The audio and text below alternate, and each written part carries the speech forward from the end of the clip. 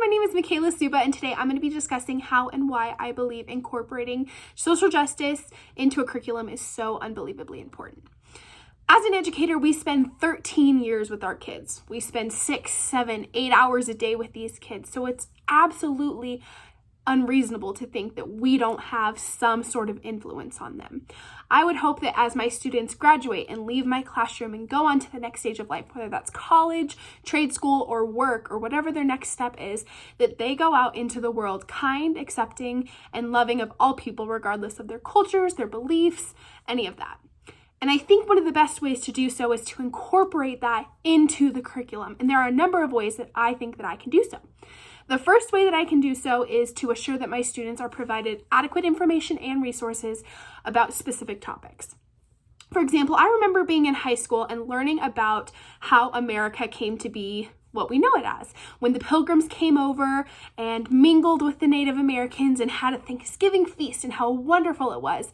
And while that is an important historical moment in American history, we get one side of that. We don't hear what the consequences were for the Native Americans. So if I were to be teaching that unit, it would be really important for me to bring in outside resources aside from the textbook that will assure that my students get the full picture. They will get so many different perspectives. I think when you open their eyes to see the different perspectives that are very prevalent in certain situations, I think it makes them more accepting and understanding of why people do the things they do, why they believe the things they do, et cetera, et cetera. Another way that I would like to do so is to focus some assignments that are totally geared towards influencing and being influenced by the community.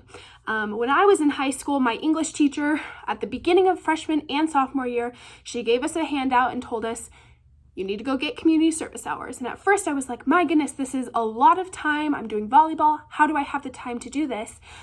But I went out into a tutoring site and I got to meet these awesome kids that were coming from really awful situations. They were super low income. A lot of them were homeless. A lot of them were in the foster care system. And that's where I fell in love with teaching. And that's how I knew this is what I believe my calling is. So going out, because that is the assignment that my teacher gave me, that's how I became inspired to become a teacher. And here I am. So I think it's kind of ignorant to believe that we as educators don't have that same influence on our students, because I know that we do. In addition, I think that this aligns biblically to what Jesus teaches. I specifically think about the verse Philippians 2:3 that says, "Do nothing out of selfish ambition or vain conceit. Rather, in humility, value others above yourself." Paul is just telling the church of Philippi to love everyone as you would want to be loved. He's encouraging them to go into the community, to live life with the community. And I think that if we, as teachers, push our students to go into the community, to learn about other people, to eat with other people, to wash the feet of other people like Jesus did, then we are creating a next generation that's going to be way more accepting, way more loving and understanding of all cultures.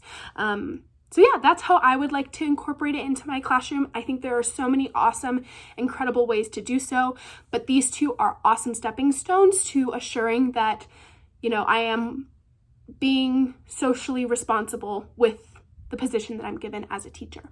Anyways, thank you so much for listening. Thanks for a great semester and best of luck with everything.